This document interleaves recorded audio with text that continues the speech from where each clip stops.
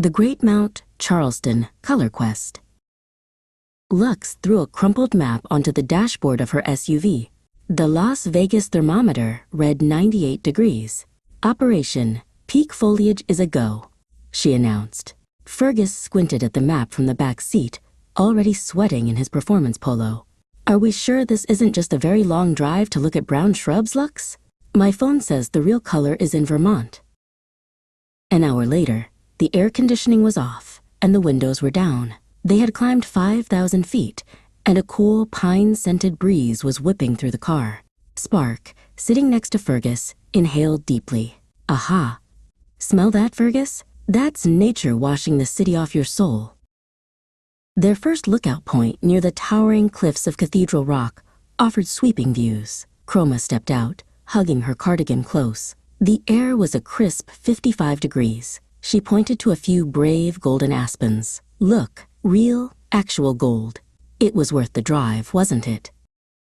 Lux checked her phone.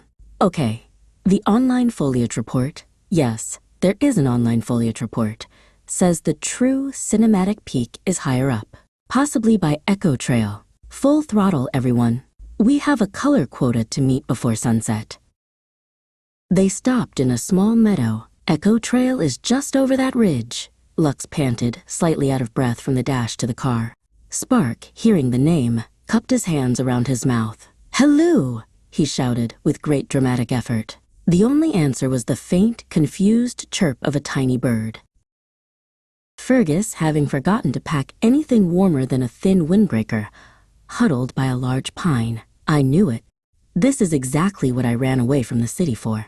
Freezing my 40-year-old knees off in search of a prettier Instagram photo, he muttered, pulling his arms into his sleeves. As the others debated the merits of an emergency hot cocoa run, Chroma quietly walked to the base of a small maple. She didn't see the big panoramic view, but she saw one single, perfect crimson leaf lying on a bed of pine needles. She gently picked it up. It's right here, she whispered to herself.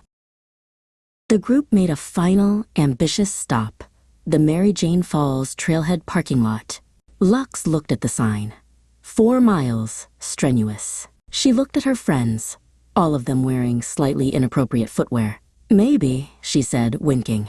We just enjoy the view from the parking lot. The mountain air's the real prize anyway. The cooler was finally opened.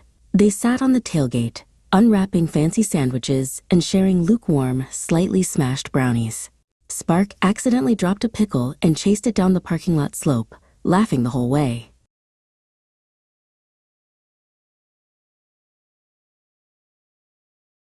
Driving back down, the valley spread out below them, turning pink in the setting sun. The trees were mostly green, but the cooler air still smelled like a dream. Fergus finally spoke. You know, I still don't think we found peak foliage, but I also haven't checked my work email in 4 hours. Lux smiled.